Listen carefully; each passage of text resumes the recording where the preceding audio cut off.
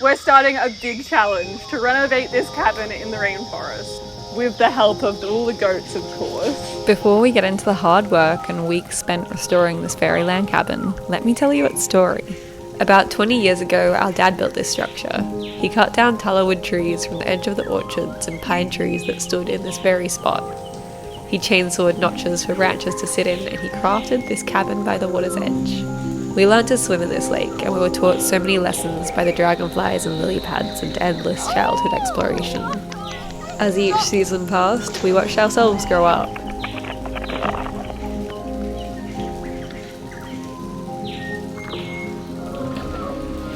Since our dad died, the cabin has fell into a bit of a ruin. The roof has many holes in it and it leaks everywhere. The floor went completely mouldy, and mostly, we've been forgetting to have fun like we used to here. So, in the challenge of teaching myself tasks that I'd never thought I'd be able to do, I'm fixing this place up and letting it foster new memories, starting with the massive job of replacing the floor.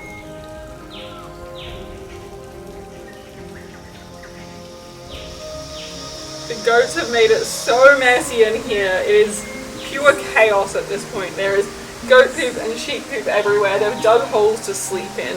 We had the cyclone and then we had another flood this weekend, so it's gone pretty rough. There's a lot to do. So I'm not sure what order, but job number 1 is definitely to fix this whole floor and complete it all. And then the next jobs are going to be, we need to fix this kitchen. So much water gets in and everything's a bit rotten and everything's pretty dirty, so that's on the list. I think some sort of size to protect it from weather need to be done at some point. The fire pit is beautiful and I want it to stay the same, but we do have a hot water system attached to the fire, which is supposed to heat a bathtub over in the bathhouse, so that's on the job list. The bathhouse is a definite on the job list because termites ate part of it and now it's completely wonky and falling over, so fixing that up is big. What else? There's a lot. Building a window for sure, putting sides on, new roof obviously. There's a lot. Speaking of the wonky bathhouse, it's got a bit more wonky since last time I checked a week ago, so that one might have to move up the list.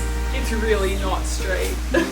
So yesterday I spent many hours just on one board, but my uncle helped me today and now I think that I'm ready for the next part. The floor was ply and it went mouldy, so I'm replacing it with second-hand hardwood boards.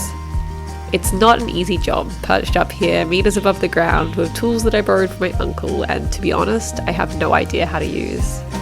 But in the theme of teaching myself new things, I'm just flowing with it and seeing how hard it really is to build a floor. Every day when I get down here, I feel so excited and full of energy, but quickly, this hard process deflates my energy. These boards are second-hand and a lot of them are warped, so I need to carefully fit them in like puzzle pieces. Most of them need to be chiseled into place. I haven't counted how many hours I've spent on this project because I can't even imagine. But the floor that is slowly getting bigger and bigger is fueling my inspiration.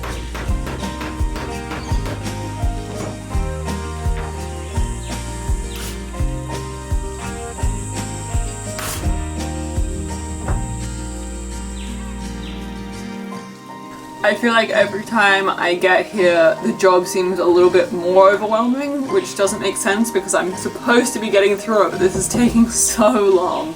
So I think I'm going to do a little organization today and I'm going to start, like the problem is I keep running into these boards that are in the way, so I'm going to move all the boards a little bit across and then I'm going to start like organizing them into which ones I'll use first, because then the process won't take so long, hopefully. When I started on this journey of learning to build, this new skill felt much more practical than creative.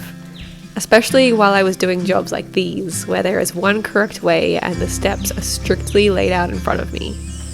I quickly realized that, yeah, there might be only one way to do this, and yeah, I might feel like a robot set out to do this task lacking of any free will or artistic touch, but it isn't about the end result.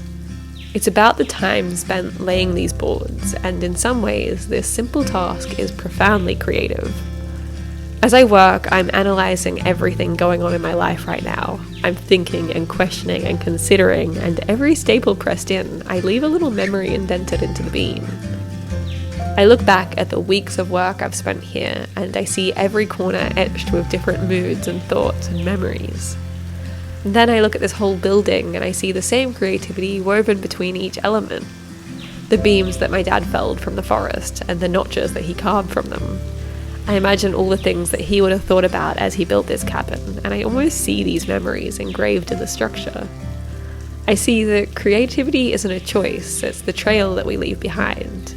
It's not necessarily the building or the painting or the dress that we create, but it's the way that we do it. It's the stories that we weave or the lessons that we pass on.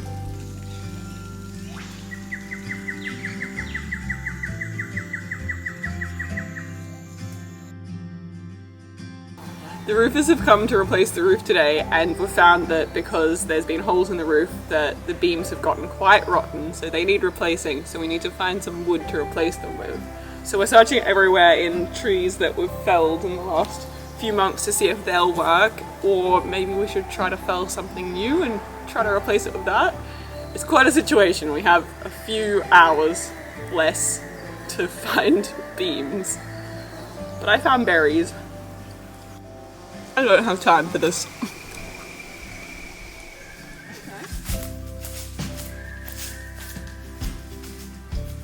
There's some small radiata pines behind me, and it's on the edge of the mango orchard, and these are invasive trees, so I think that's a good option. There's nothing that's quite good enough. They're not on the edge of the forest, and we're worried about felling them in the forest. They'll get caught up in all the vines, which isn't safe, and we're not really confident on the chainsaw for that. So I think we'll keep searching. There's some brush box here on the top of the hill, and it's really good because it'll stay. It's a very hard wood. So we're thinking maybe either this one or this one, and we feel confident cutting them down because I think they've got nothing to hang up in, so it should be pretty easy for beginner chainsawers. I think we're gonna give up. We don't feel confident chopping the trees down because they're all pretty hard, and I think it's best to just leave it because we don't want to do anything unsafe. After a long morning spent searching and a bit of a failed mission, we headed back to the roofers and realised that we could just move one of the side pines and replace it again later when we have more time. It was sad to finally say goodbye to the roof that had been here for the last 20 years, and before that it had been in our childhood home, and before that it was the walls of a movie theatre in our hometown. It has lived many lives, but the screw holes from all of these lives have rusted through a bit too much, sadly. We got proper roofers to do this job because as much as I'm loving to push myself to learn all these new things, roofing is a bit too complex and dangerous of a skill for now. I think it's always good to know your limits.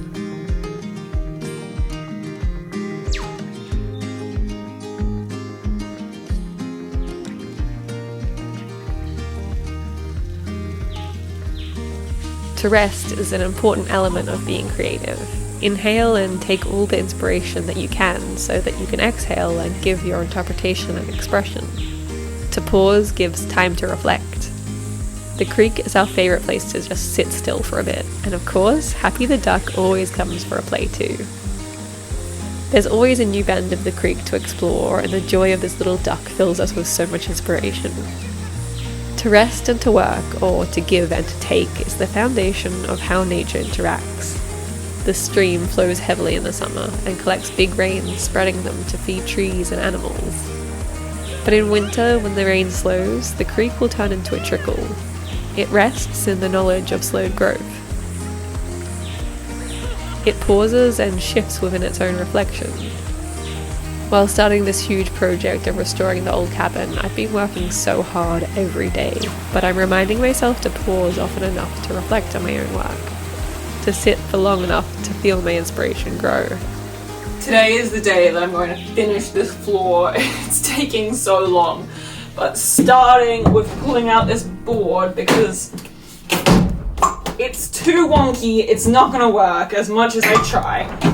This is the joy of using secondhand materials. Sometimes they're beyond warped. But also the joy is that they're so beautiful. I am almost finished these boards, and honestly I can't believe that this has been one of the hardest jobs that I have ever done in my whole life. I think I have 4 boards to go and then I'm done. I don't know what I'll do next. I think I need a break. I'm on the home stretch now. There's really not much to go and I'm so proud. It's looking so beautiful. We've had a lot of rain and I was worried that all of the moisture would get into the boards and then they might pop out, but they haven't, so that's great. So the poles go out this far, and so I'm trying to work out where the floor should go to. I mean, there's the risk of moisture getting in the further I go, but hopefully the roof will cover it. And I just don't know what's necessary, because you can't sit up in here, so you don't really need a floor. But I do need some sort of protection so that no one can fall out that way. So I will put a little pole in here. My next job is definitely fixing up this window. It's not very safe and it's completely rotted, but I love the cute kind of elfy look, so I want to keep that. So I think I'll copy off Dad's old technique of getting timber from the forest and then cutting it and making it into these cute carved windows, and I'll just add a bit more and maybe put some glass in here so that it's safe, so that no one leans out it. I am so close at this point, so I'm just gonna put, I think I've decided I'm gonna put one board here and then one board here, and then I'm gonna put another pole across just for safety so that there's no place to fall from. And so at the moment what I'm doing is making a curve around this board. What I'm going to do is measure every point this.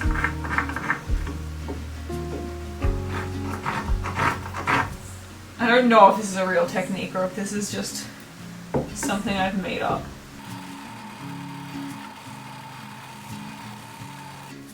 Okay, this is the moment that we're gonna find out if I did it right or wrong. If it's, oh, it looks good. It looks good.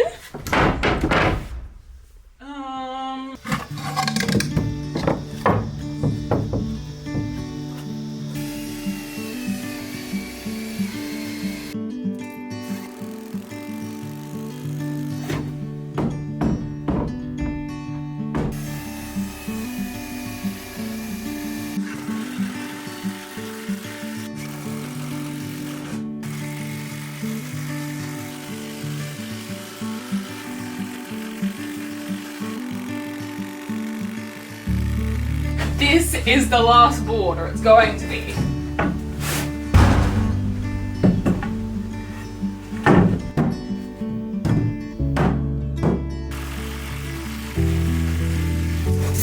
This is the last screw in the whole boards. I think I'm done after this. I'm so excited.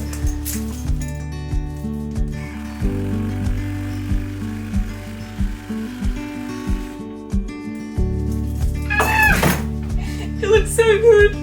I feel overwhelmingly proud. I cannot believe that I finished this beautiful floor, and it looks so incredible as well. If I'm being completely honest, when I started this job I thought that there was no way that I could finish it. And honestly, when I was 50% through the job, I thought even more that there was no way that I could ever finish it. But now I'm sitting on the most beautiful floor ever crafted.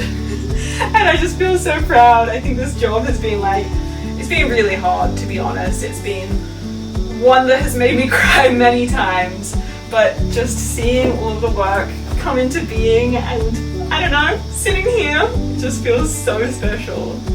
I feel like the whole time that I was working, even though my dad isn't here to teach me, I feel like he almost was, because I'm in the rafters that he built in this beautiful space, and I'm just kind of looking at all of the different techniques that he used and all of these things, and I feel like I'm learning from that, so it's been really special.